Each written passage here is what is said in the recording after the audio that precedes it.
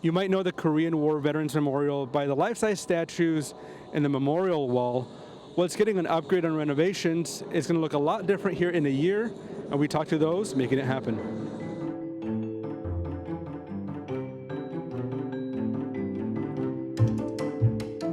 Good morning, General. The Korean War Memorial in Washington, D.C. has been on for 25 years, and it's getting some upgrades. What's happening? The memorial is getting totally upgraded, not some upgrades. The fact of the matter is the only two areas that have essentially been untouched, and I used untouched in a very liberal sense, is the flagpole and the mural wall.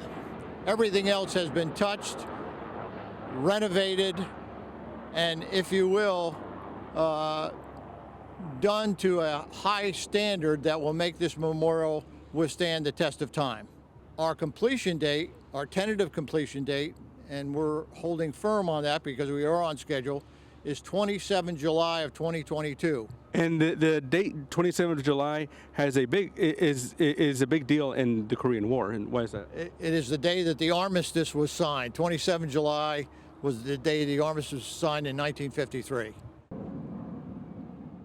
The addition to this memorial, which is really the emotional part and honors those that gave the ultimate sacrifice during the Korean War, is the Wall of Remembrance. And as we walk to this next panel, you can see the Wall of Remembrance. They're going to have 100 panels. They're essentially 45 degrees. There will be pathways and lighting, and it will have a total of 36,000 plus U.S. names and 7,000 plus Korean augmentees of the United States Army who fought with Americans. Yeah, I understand that's a pretty, that's something new, having foreign names in a local memorial. It is very new. We did get the authorization in the public law to do that. And remember, when you think about it, you have to think about it not in the context of foreign names, but in the context of what they did. They were part of U.S. Army units. So in that context, those names are going to be on the wall. They're about 7,174, plus or minus a couple. But the fact of the matter is they will be totally integrated with the U.S. names. When Rick Dean, who is our construction manager, also a member of the board, takes you around and shows you some of the model panels, you'll see that it's a total integrated Wall of Remembrance. Rick, you're in charge of construction here at the Korean War Memorial.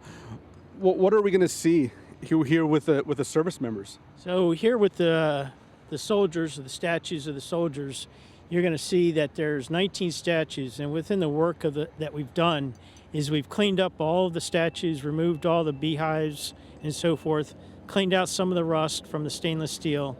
We've re-inked or re-patinaed all the statues and re-waxed the statues to the current conditions you have now. Over the years, the waxing fades and so forth. But you're going to see that there's 19 statues, and of those 19 statues, there's a Navy corpsman, there's an Air Force liaison officer, there's 3 Marines, and the rest are Army. And that's to give you the diversity of the troops that were in Korea. Let's walk up to this poster right here. And this poster is going to show you a little bit of what this Wall of Remembrance is going to do. So there's 100 panels. Of the 100 panels, there's 84 are going to be Army. There's 10 of them are going to be Marines, and then there's 6 panels are Navy and the Air Force. But within these panels and the branches, they're going to be sorted or listed by their ranks. So the first 44 panels in this Wall of Remembrance are going to list the names of privates. All right, let's go take a look at the construction. These set of panels, there's 3 panels, and they represent different portions of the memorial.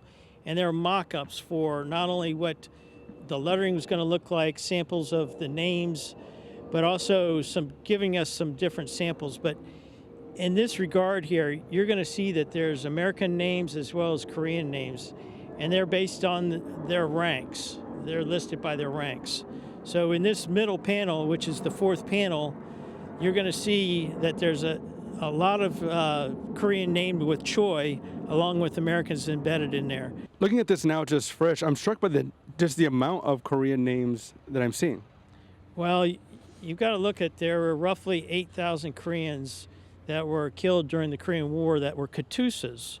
They served in American units, and yes, they were young men, and a lot of these guys could have been a positive influence in the world today if they had survived, but they did help preserve democracy and stop the spread of communism.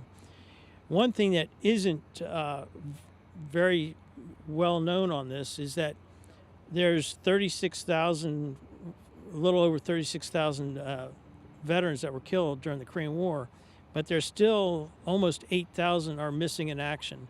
So 1 in 5 names on this mural wall are still missing in action. Their remains are still somewhere in the Korean battlefield, whether it's on the Korean Peninsula or somewhere in the boundary waters of the Korean War. As you can see, there's a lot of construction. It's ongoing, and it's still on track for the unveiling on July 27th, 2022. Reporting from Defense News Weekly in Washington, D.C., I'm Daniel Woolfolk.